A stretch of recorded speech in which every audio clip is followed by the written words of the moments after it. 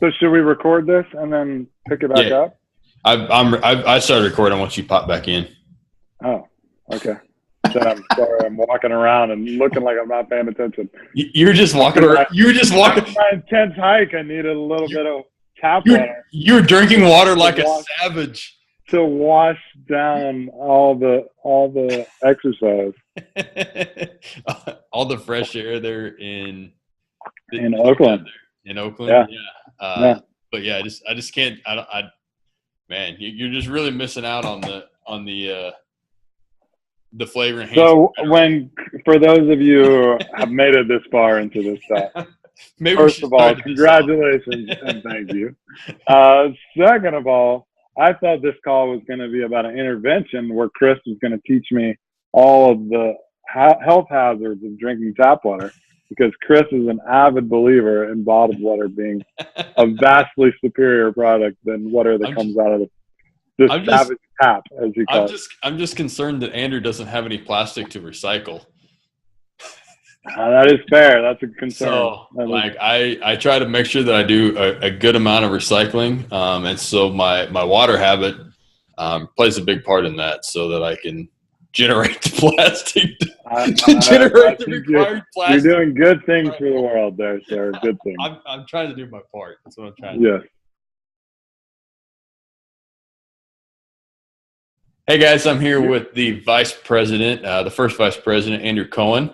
We're going to do something just a little bit different. Instead of me interviewing somebody, we're going to talk a little bit about ourselves and our practices and kind of compare and contrast 1 year of owning your own practice versus 14 years, and hopefully get some good dialogue going.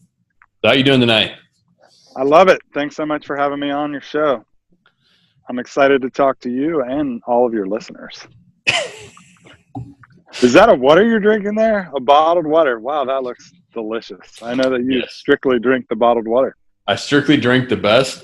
Tonight we're drinking the purified drinking water with the flavor enhancing minerals. Whoa. They are very delicious. All right. That sounds delicious. And that sounds like a unique selling proposition that they have, and that they have just flavor enhancing minerals. Yeah. What about you? You're a year into practice plus. What's your unique selling proposition? Do you have any wonderful minerals that you're enjoying that makes you unique as a chiropractor? Well, I'm glad that you asked that, because so down here in Arizona, so I practice in Queen Creek along with my wife. And that in and of itself makes us a little bit unique, because we are a husband and wife team. I think it makes us a little unique in the community here, maybe not so much in the community of chiropractors. I think we all know quite a few husband and wife teams, but within our community, we are kind of unique there. And so that gives us the ability to really serve families well, because the my wife Erica, she can take care of the moms and the kids a lot, and I take care of the rest of the family. So that's kind of become a unique selling proposition for us, just the tighter family community. So how about yourself up there in San Francisco? So you have what it sounds like is more of a family practice, where you're seeing kids all the way up through grandparents and stuff, it sounds like. Mm-hmm. Yeah. Our practice in San Francisco, I'm right in the heart of the financial district, and we sort of target the tech/lawyer professional that's in love with their outdoor activities on the weekend, whether that's marathons or triathlons or whatnot. So our sweet spot's kind of 35 to 50. And it is a even split 50-50 amongst genders. But I think that what makes us unique is that we aren't an insurance-based practice. We're a sports-based practice that's cash, which means that I always phrase it, we're going to do whatever the heck it takes today to get you feeling better by the time you walk out. So we may not always get you better in one visit, but similar to any of the chiropractors who are listening who have worked an event where your goal is to get that person back out to play as soon as possible. And whether that means adjusting soft tissue, taping, giving them a few stretches or exercises, some myofascial work, whatever it is, that's what we do in our practice. So our visits are a little bit longer than many other practices, and we tend to see people fewer visits. Our average is 4.7 visits for our care plan, which is a little bit less than many other offices. What's your average? I was actually just getting ready to say that one of the big differences that I can already see between the 14 years and the 1 year is that you have a lot better and more more inconsistent data, more specific data than what we may have. Our case visits are about between 6 and 8 right now. Okay. So we kind of still try to follow a more conservative schedule or care planning. And that's another thing that's made us unique is that we're kind of in between, in that sweet spot between the chiropractor who says, hey, whenever you hurt, come and see me. But we're also not, hey, you have to sign up for 36 visits or 24 visits or whatever that is. So we've kind of got all those all those other chiropractors are kind of in the area, and so we're kind of the middle ground there. And we pretty much just plan one stage of care at a time. So we usually start with 6 visits and then reevaluate from there. And see if they're ready to drop back from there. So, and a lot of them are, obviously getting well quicker than that. So we're about 6 to 8. So, but I definitely echo what you said, which is, I think as you get more data and more clinical experience, you get to pinpoint how much care a person needs better and better. Mm-hmm. So I wouldn't be surprised if, as you're doing it longer, instead of just being like sort of guessing where it is, you'll have enough experience to guess a little bit better. And we always end up guessing sometimes, and it doesn't work out. So right. And I think that's kind of one of the key things about being a sports chiropractor is being able to be agile and shift around depending on if that person is doing the home care, if that person is listening or still trying to train at their same intensity, despite the fact that they need to be shifting to another sport or whatever to relax. Absolutely. Or give the body a chance to recover. So what kind of stuff, another thing that I picked up on when you were talking was the very specific avatar or target market, so to speak. So do you use that as part of your marketing plan, or are you even really marketing at this point, or how is that a part of your practice? Yeah, I would say it factors into the way we design our website, how we phrase things online. Yeah, that's a goat. I'm not sure if you guys are used to having goats around during your conference calls, but around here we have goats. Wow. Okay. Just like hanging out. Yeah. So when you hear the goat noise, that means I thought that was your ringtone. Yes. So I think as I've gotten, similar to what you just said, as I've gotten more comfortable with my numbers, I've also gotten more comfortable with who my message resonates with. And I didn't set out to be a sports chiropractor. I didn't necessarily identify as an athlete. It's just I wanted to try to create a situation where patients weren't as reliant and I could teach them a lot and they would value their health enough to be an active participant along the process. And from there, I started attracting athletes, some professionals, some amateur, some weekend warriors. And so once I started seeing that was a group that seemed to be drawn towards our practice mission, then we started kind of changing the photos on the website and the way that we talked about it. And our website is proactivesf.com. And we just did a whole makeover on it. And a lot of what we put on there now, there's no way I would have thought to put half of that stuff 10 years ago. It's really focused on those specific numbers, how our results over time, how many patients are satisfied with us, our ratings on Yelp. Those are things that it seems like our patients are calling and sort of asking about, or are very, very curious at the first visit. So we're just trying to put that out there right away so that they feel like they're in the right spot. Or if that isn't something that resonates with them and they are someone who is used to a sort of a less expensive, quicker visit, where we do have people call us and say, hey, can I just come in for a quick adjustment? And we say, no, we need to do a full evaluation on you and figure out what's happening. That turns some folks away. So we're trying to be as clear about everything as we can up front as we get to figure that out over time. Very good. That makes sense? Yeah. Where do most of your patients come from? The website? Is that where they find you, or? Yeah. I'm curious what it's like in Arizona, but it seems like probably 40% come from word of mouth from our current patients or previous patients. And then probably like 30% come from Yelp. I think 30% from Google. So that leaves. Did that add up to 100%? Yeah. I think you might have went over 100. No. Oh. 40 and 30 and 30. Oh, okay. I thought there was another category in there. Uh-huh. Okay.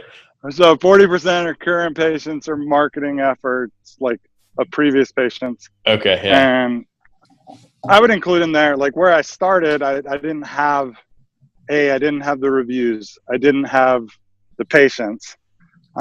So where I started was face-to-face marketing efforts like BNI or Toastmasters or Chamber of Commerce events, which are all the ones you hear about, but also just going out into the community, not like trying to sell myself, which is what a lot of people are told to do, but I never really felt that comfortable with like walking around with a flyer or anything like that. But just as I'm talking to people, trying to slip in that I help people who are in pain, or I help get people better. And then maybe they ask, how do you do that? And I go into how I'm a different kind of chiropractor. Because I think, unfortunately, people, if you just say like, hey, I'm a chiropractor, it shuts down a lot of conversation. So if you can get them curious enough to ask a question or two, then that's really useful, because then they get to see you before they get to see whoever it is they think of when they think of a chiropractor. And it starts to like rewrite who they're thinking about when they think about chiropractors. Yeah, I think that's a good point. We've definitely made it a point to become involved in the community. We're not neither one of us is from here. We don't have any family here, so we didn't know anybody when we moved here and opened. So it was just right from the get-go, just getting involved and getting to know people, and not so much with the idea of I'm going to try to sell you and I'm going to try to get you into my office, just that we're getting to know you. And I think that's another thing that's made us stand out over some of the other folks that, and not necessarily chiropractors, but other small businesses that some of them already, I believe I've already seen a few go out of business. And they were the hardcore, I have to sell everybody I talk to. I'm always closing. I'm always selling everybody that I'm talking to. I think, there's definitely a time and a place for that, but there's also a time and a place to get to know people and just become part of that, whatever the community is that you are in, I guess. Absolutely. And I think trying to figure out, and no one really talks about this, or at least they didn't when I was in school, like trying to figure out what feels right for you. And I think everyone just says what works for them, and they'll like, oh, spinal screenings is a huge part of my practice, or oh, like I would hand out flyers at the gym, or whatever it is. I think if it doesn't feel authentic to you, then you're not going to get people from that. Mm-hmm. So it's all about trying to figure out, if you love squash or you love golf, like do those things and think of them as marketing. And when you're out there, try to at least say hi and talk to people. So, yeah, I think that authenticity thing is really important. I was actually just talking to one of the guys I graduated with late this afternoon in between a couple patients, and him and his wife actually just opened a practice as well. Actually, they graduated before us, and they actually were associates out in LA for a little while. And we get all these different, hey, this is how you talk to patients. This is what this is what you're supposed to say, and this is how you present it to them, and this is how you put your care plans together. This is how you present the care plans, and all these things. But for us, things really started getting much better when we figured out what made sense to us and what we believed in. And then we were able to present that to patients the way that makes sense to us and the way that makes is just congruent with what we think and believe and not what somebody else does. And I feel like we're having a lot more success that way than when we were trying to mimic somebody else. So what would you say makes sense to you? I really like what you said. So you said when you explain what makes sense to you, what would you say that is? Well, for me is a lot of it is just explaining just how I explain chiropractic to patients. That I always start off with that I take a very mechanical approach to what I think their problem is. We're going to try to isolate what tissue is the problem, and that's what we're going to work on. And we're going to,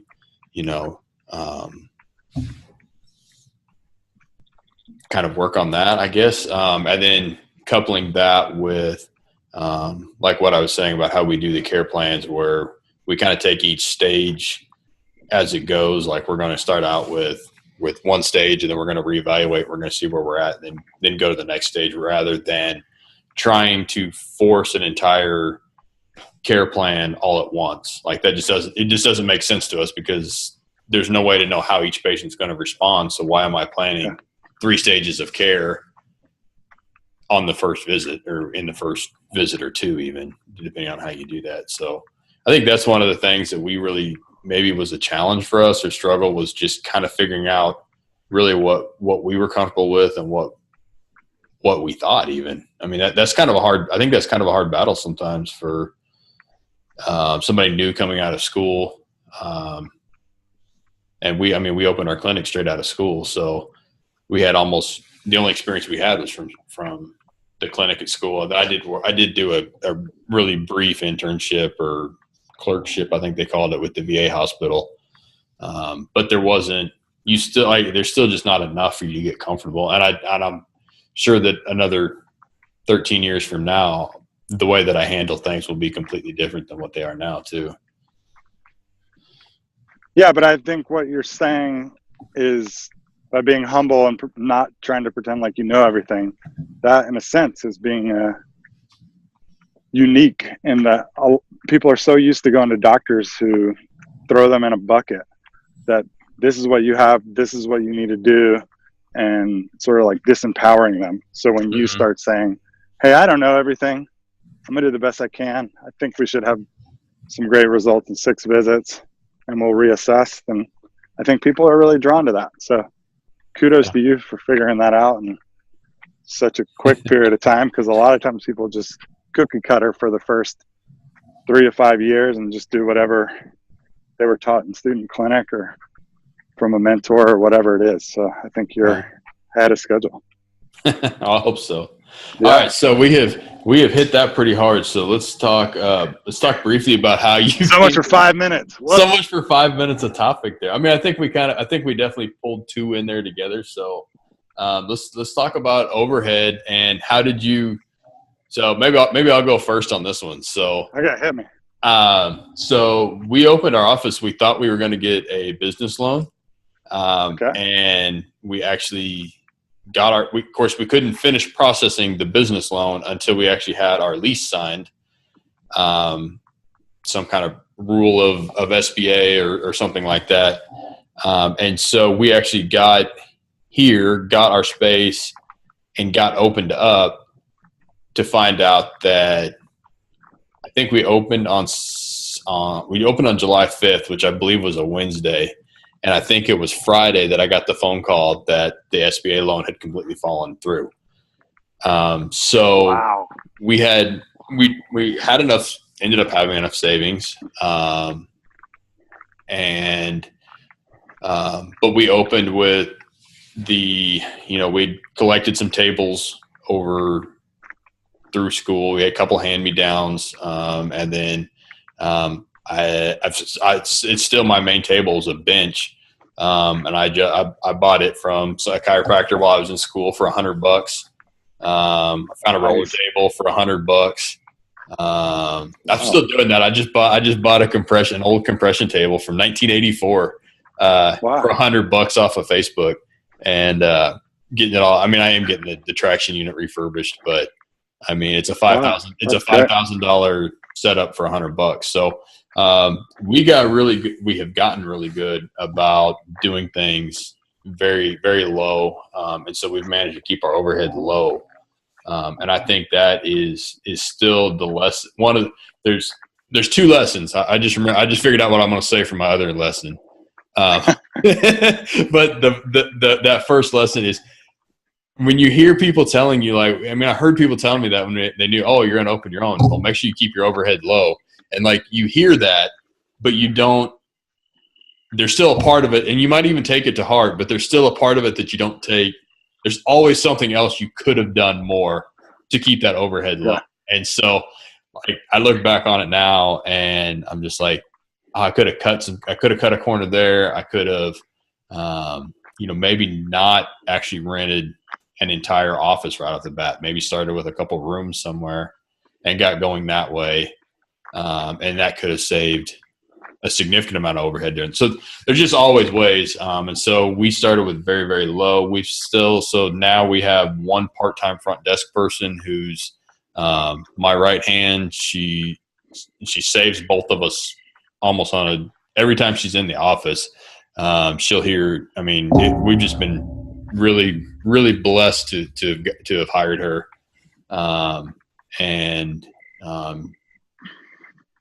Yeah, so that's kind of our story.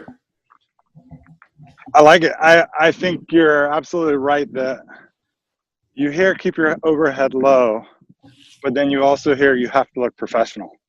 Mm-hmm. You have to be presentable. And so those things sometimes conflict. And so it's easy to be like, well, I'm keeping my overhead low. I'm only buying a $3,000 table instead of a used $100 table. And so I think that is one of the best pieces of advice, because some of the best chiropractors in my class no longer practice because they dealt with bankruptcy, they bought into franchises, they bought expensive equipment, because that's what you're supposed to do to be successful. I, similar to you, kind of try to do it on the cheap. I rented a room in a chiropractor's office, had no windows. I didn't have a window for the first 6 years of practice, because I was basically in like a closet, and it was tiny. It fit like a tiny little desk and a tiny like shelf, and then my chiro table. So that did give me the ability, and I know this isn't very sexy if you are kind of a newer doc, and it's also strange that it looks like I'm in witness protection, because no one could see me anymore. I didn't realize that this we need a voice changer. I think we do. I didn't realize the phone call was going to be a video call. And so I went out for a hike, and then I'm like, oh, okay, I can make this work with my cell phone. Anyway, so I had this space, and I would say, to kind of echo what you said, but also give you a little bit of kudos, I think I took the keep your overhead to heart, and was pretty excessive about it, and that I didn't hire my first employee for like 5 years. And I do think there's something magical about having someone else in your office, who isn't treating them, who can handle the payments, who kind of allows you to keep that doctor hat on. And I don't think you need to do it straight out of school, because it is important that you've experienced the role that you're trying to hire someone for. Yep. So I think you probably did it perfectly, especially by hiring someone part-time. I remember when I finally went to hire my first person full-time after being in practice for like 5 years or so, it felt like a really scary situation, because now I have someone dependent on me. And I have to figure out how to come up with that salary out of what I'm doing. So it's such a cool profession that we get to help people, but also employ people and watch ourselves sort of ebb and flow in what it is we're focused on. And I think the cool thing is, like, you're a year and a half out or 2 years out, the things that like you're focused on now as your stressors will not even be there in 2 years. Like, you'll have a whole different set of stressors. So like the same thing is true now, 14 years into practice. Like, the things I dealt with 2 years ago, like, it's not even on my radar anymore. So now I'm dealing with like a whole nother level of issues. So it's cool that you just like are constantly evolving as a business owner. And I totally understand why you would want to go work for someone. I mean, not you necessarily, but like why someone would want to just go work for someone, get a salary, show up at work, help people, leave, and not have to deal with the crazy business stuff at the end of the night, and trying to deal with contractors who are dealing with marketing things or whatever it is, right? Yep. So lawyers that deal with your contract, and yeah, we had that conversation. Brokers to find your space. Yeah, we don't really have a conversation, but every once in a while we say that, like, what, boy, we could have both just went and got jobs. Yeah, but instead, I remember taking the BART to work. BART's like our Bay Area rapid transit, like our subway. And for the first like 6 or 7 years of practice, being like, I cannot believe the person driving this train makes way more money than I do as a doctor, entrepreneur. And everyone's like, oh, you're a doctor. Like, oh, you're fancy.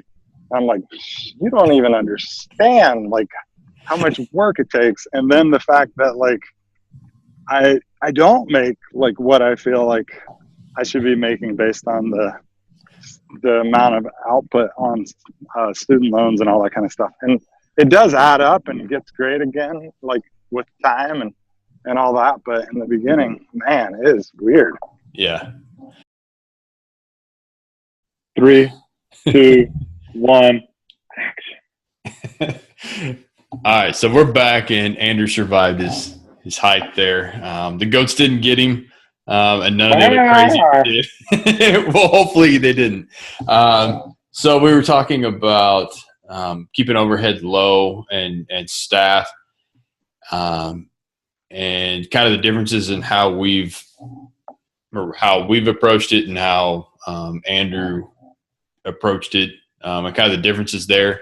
And I did want to say one of the really important things that I'm kind of living by, and I think it's true, and I'm hoping it's true because it's what I'm doing these days.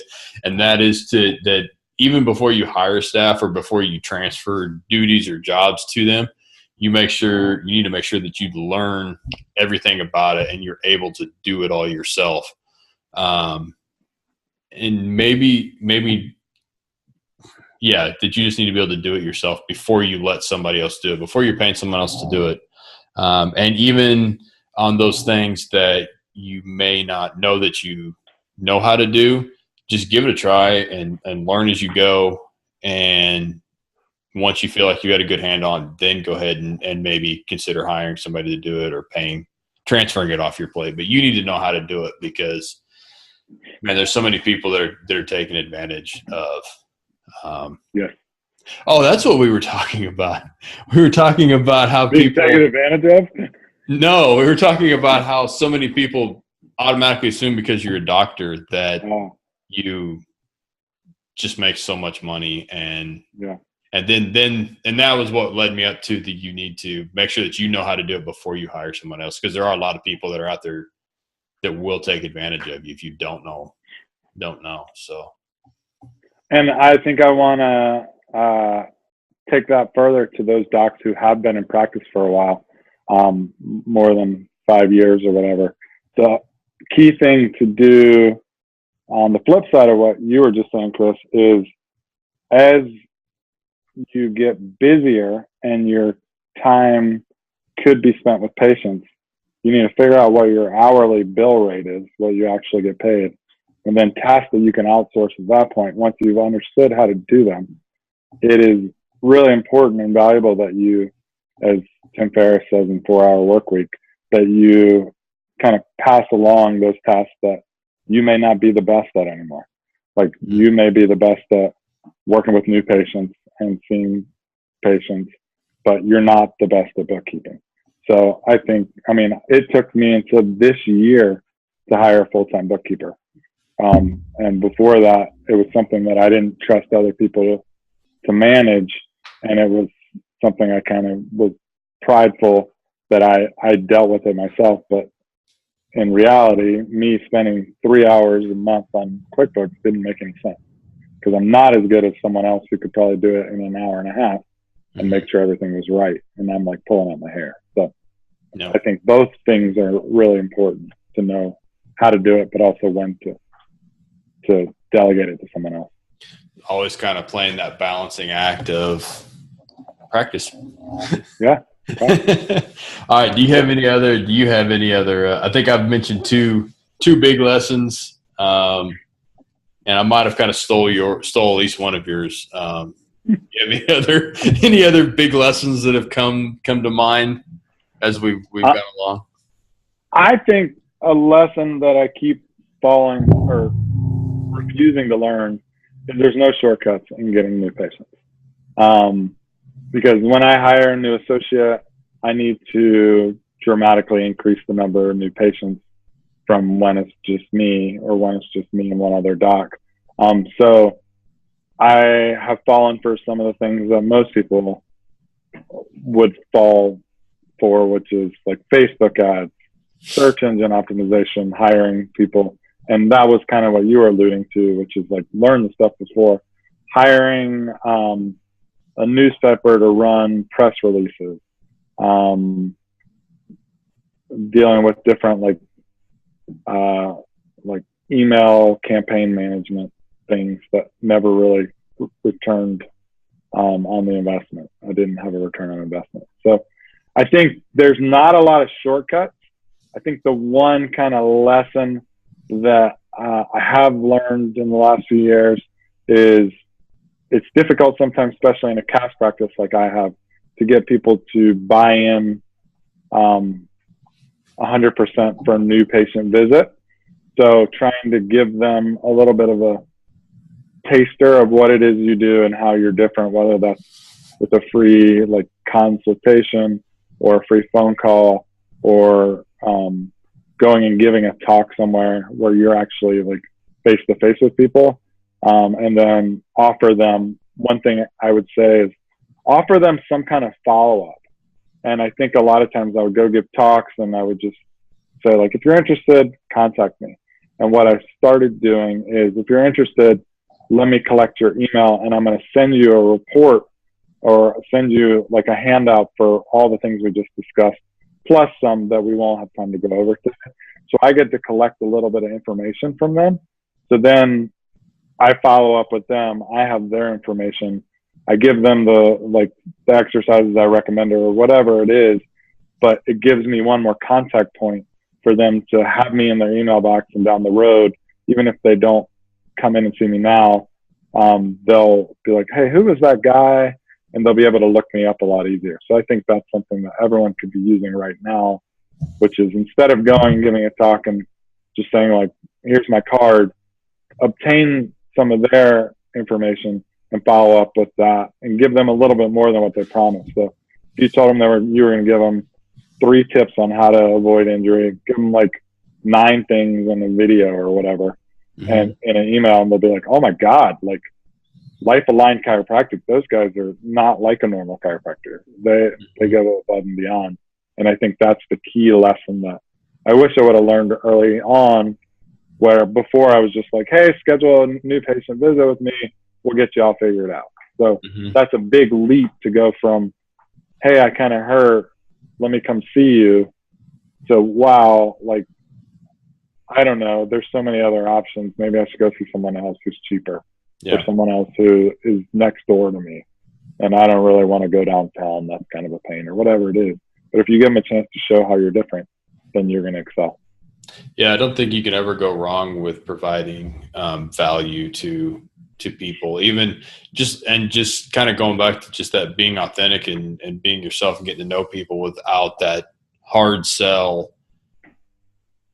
I mean, I guess really if you just kind of finish the talk and you just say, hey, give me a call if you need something, that's almost like neither. That's almost like it's not a hard close.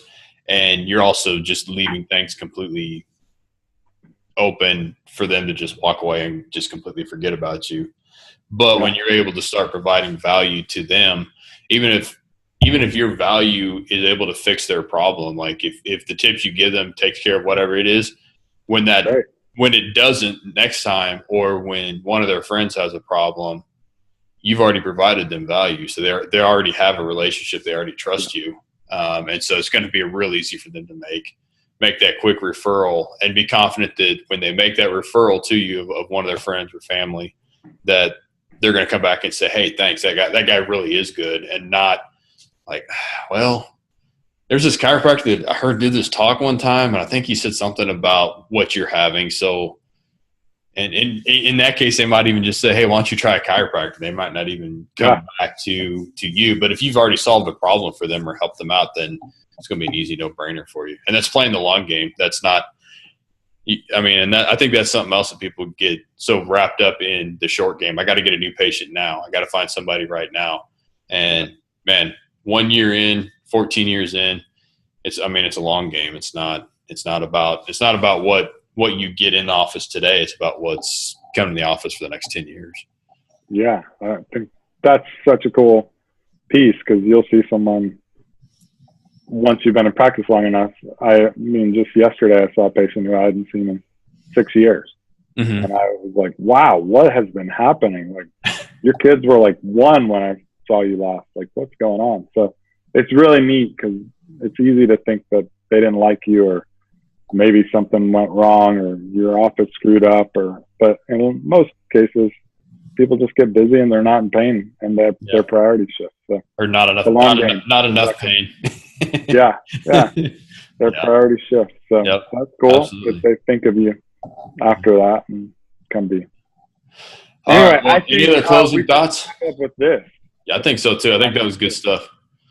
And we should also say, the ACAA Sports Council has a mentorship program. Yep. And I think it's safe to say, if anyone has made it through this podcast or chat, whatever this will be, video cast, and they want to reach out to either one of us and ask kind of like what things, like more questions about some of the topics we discussed, and we'd be more than happy to help anyone. And we want all chiropractors to be successful. And absolutely.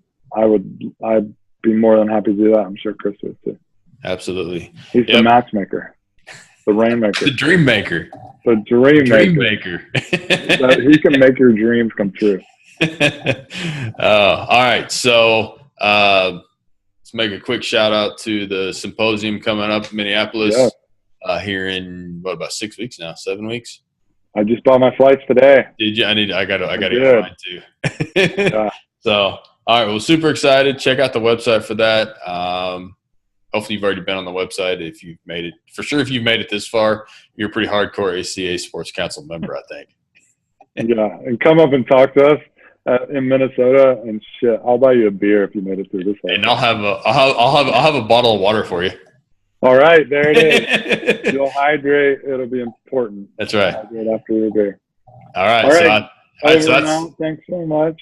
Yep. Thanks for bearing with me on my night adventure out in the town in the woods, and I look forward to our next chat. Thanks so much for hosting, Chris. All right. Thank you for being on it, and we'll catch you next time. All right. Thanks. Bye.